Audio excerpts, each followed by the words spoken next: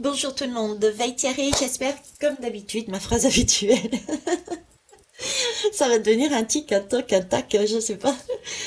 Ça y est, c'est reparti comme hier là. Hop. Pourtant, je l'ai pas mis sous la flamme, hein. Mais elle se rallume, elle se rallume, elle se rallume. C'est un bois magique en fait. Il est magique, il se rallume. À chaque fois que vous pensez que le bois va s'éteindre, allez, c'est fait, c'est bon. On tourne de cycle et paf, ça se rallume. Ok. Euh, donc, le 22 mai, oui, je reviens à mes moutons.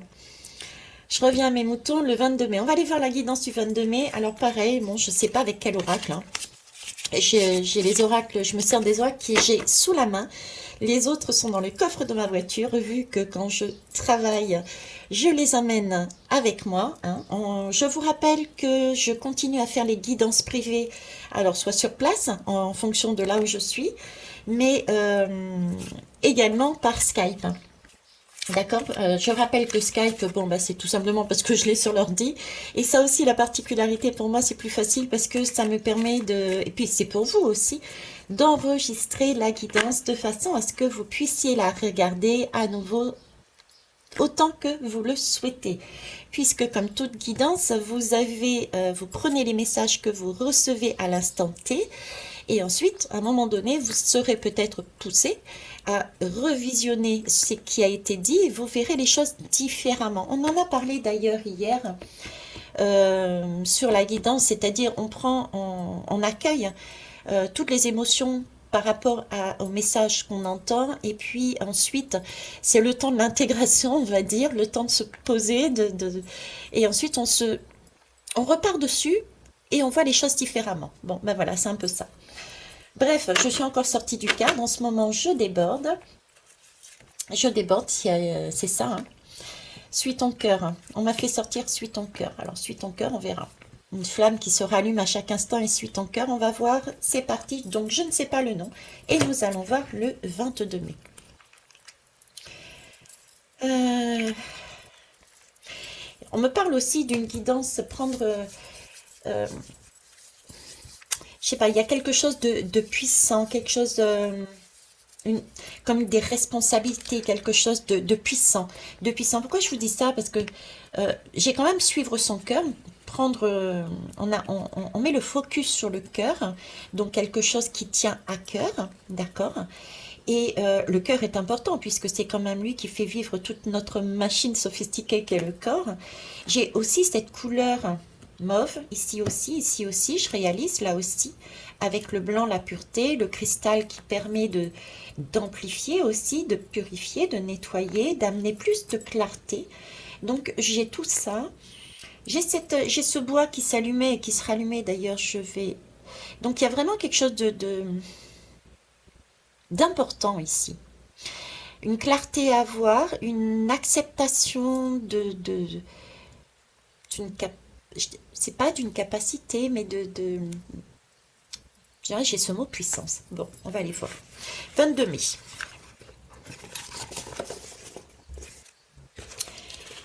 Alors, je suis le cerf. Tiens donc.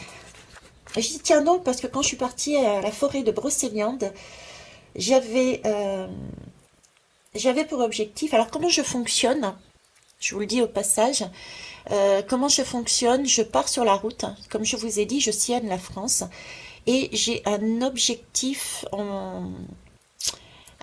final. Et l'objectif final était justement pour moi d'aller voir ces bois de cerf dans la forêt de Brocéliande.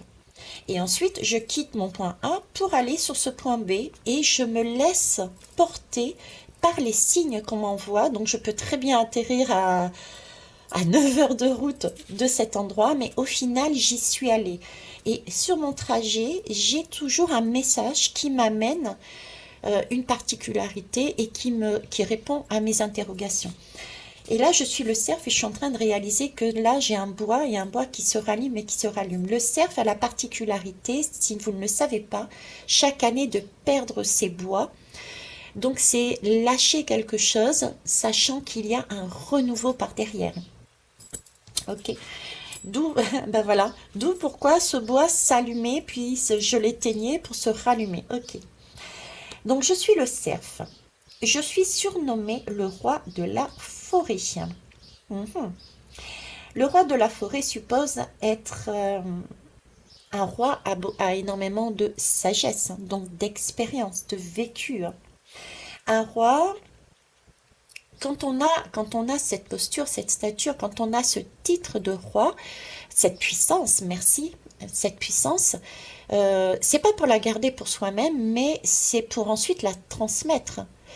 Un roi a un royaume et va former quelque part, va transmettre son vécu, ses expériences, ses leçons à d'autres de façon à se dire, bah, si jamais je pars, demain pour X raison, j'ai toujours quelqu'un qui pourra reprendre le royaume par derrière. J'ai aussi cette notion de puissance et de sagesse et de transmission. Alors, je suis surnommé le roi de la forêt. Je sais qu'un grand pouvoir implique de grandes responsabilités. C'est la puissance que je voyais tout à l'heure, ok. Mes bois sont une couronne qui tombe et revient chaque printemps. Au fil des années, cette couronne devient de plus en plus grande et de plus en plus lourde. Dans un combat, c'est elle qui peut me perdre ou me permettre de triompher, puisque cette couronne est porteuse d'une accumulation justement d'expérience. Mes bois aux multiples ramifications, à l'image de la forêt, montrent combien tout est relié. Ça, on l'a vu, hein. Tel un arbre, je me dresse entre terre et ciel. Exact. Je me nourris de végétaux de la terre et mes bois me connectent au ciel, comme des antennes en fait. Prenez l'image voilà, de deux antennes. Aucun rapport, mais je reviens à la lame dans le tarot du diable. Si vous regardez bien cette lame, j'en ai pas sous la main. Euh, Tarot traditionnel, hein, pas se revisiter au niveau du visuel, mais le tarot traditionnel. Si vous regardez bien la lame du diable, ce diable, moi je l'aime bien parce que il nous, comment ça s'appelle? On a la possibilité de savoir ce qu'il projette de faire. Si vous regardez bien ses oreilles, c'est comme si on avait des oreilles qui sont connectées à plus haut. Et les deux personnages qui sont enchaînés ont les mêmes oreilles que le diable, comme si on avait cette capacité à entendre également le même message. Donc on a toujours cette possibilité euh, de se connecter. Et là, ça me fait penser à ça. C'est pour ça que je vous dis ça au passage, je devais le dire, ok. Donc tel un arbre, je me dresse entre terre et ciel. Un grand pouvoir implique de grandes responsabilités. Prends le temps de méditer cette phrase et pose-toi la question de savoir si quand tu cherches plus de pouvoir, tu es prêt à prendre la charge qui va avec. Si ce pouvoir ne vient pas, c'est qu'il est trop tôt pour toi de l'assumer. C'est que on est peut-être au stade du prince ou de la princesse et que on a d'autres leçons à apprendre avant d'arriver au stade du roi ou de la reine. Comme mes bois qui se développent chaque année, peut-être qu'au cycle prochain, tu seras prêt à en assumer davantage. Il ne sert à rien justement d'aller trop vite. Je vous ai toujours dit, aller trop vite, on passe à côté de choses et de messages qui sont essentiels, de choses importantes qui peuvent nous aider à rester sur le chemin le plus juste pour nous. D'où l'intérêt de vivre en conscience et l'intérêt aussi d'un travail sur soi parce que nous sommes tous uniques. Ce qui va me correspondre moi ne correspondra pas forcément à ce que vous avez vous. Il y a toutes ces notions de comparaison, etc. euh, Ça, c'est plus de l'ego. Il faut avoir de l'ego, hein. L'ego est important pour avancer, mais c'est plus du surego. C'est parce qu'on a une blessure quelque part en nous. Et du coup, on va chercher à l'extérieur quelque chose qui ne nous convient pas. On se charge d'une mission qui ne nous convient pas. Et du coup, on n'est pas bien, on n'est pas bien. Et puis, en retour, on ne donne pas non plus ce qui est aux autres, ce qui serait le plus juste. Donc, il est préférable là, voyez, de prendre comme le cerf, prendre le temps d'apprendre, euh, de développer hein, de chaque année quelque chose, une petite ramification en plus sur son bois.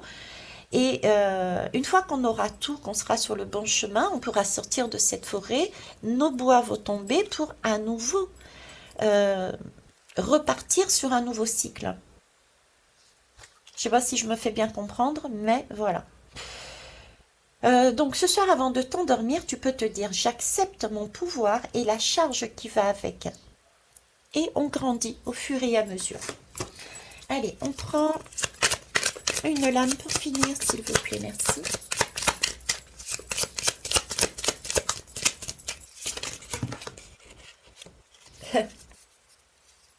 J'en ai deux. Et qu'est-ce qu'on disait? L'orgueil. L'orgueil est important, hein, mais le bon. C'est pas l'orgueil, c'est l'ego, en fait. On a besoin de cet ego. Cet ego, c'est celui qui nous pulse, qui nous dit, allez, bon, allez, c'est bon, t'y vas. T'y vas. On en a besoin. Mais c'est le surego, l'orgueil, mais vraiment dans ce sens-là, quoi. C'est ça, ce n'est pas correct, par contre. Hein. Et la grâce. Prendre le temps. On est de toute façon, on est guidé perpétuellement. On l'a vu ces derniers jours. Hein. J'essaie de vous le transmettre aussi, ce message d'être guidé dans nos vies, si on prend le temps de vivre en conscience et de d'aller plus loin à l'intérieur de soi et de pas se retourner vers l'extérieur. On a tendance à aller à l'extérieur. L'extérieur peut être un... Comment vous dire? Euh, un complément. L'extérieur, il faut le prendre comme un complément dans le sens où c'est un miroir. Voilà. Euh, L'essentiel du travail se fait en nous. Comme au début de la chaîne, je vous ai dit, on a tout en nous. On a la question, la solution. On s'auto-guérit, on s'auto-alimente. On est en mesure de faire tout ça. Mais c'est une machine qu'il faut remettre en route parce qu'on nous a euh,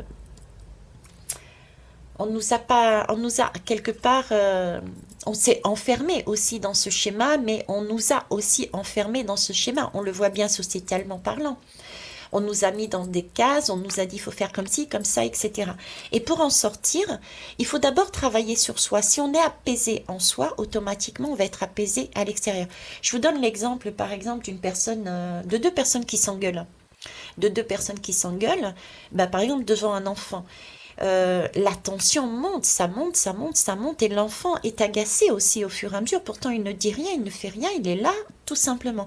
Mais ça, il est porteur d'une énergie qui n'est pas correcte, qui bout en lui, hein, d'accord? Et c'est comme ça que va se créer au fur et à mesure des cercles et des cercles de conflits, de bouillonnement, et ça va se propager. Par contre, si on réalise qu'on est dans un trop-plein d'émotions, qu'on n'a que les émotions de colère, et qu'on se pose, et ensuite on discute posément avec la personne, on essaye de savoir pourquoi, ben moi j'ai ressenti telle émotion, c'est pour ça que j'avais envie de te dire ça, est-ce que toi t'as ressenti... C'est différent, là c'est une discussion, un apaisement, et l'enfant qui est à côté voit bien qu'il y a un échange constructif pour essayer de comprendre ce qui s'est passé. Du coup, l'extérieur est apaisé. Ben, c'est ce que nous vivons là, au niveau de la société. C'est aussi ce basculement.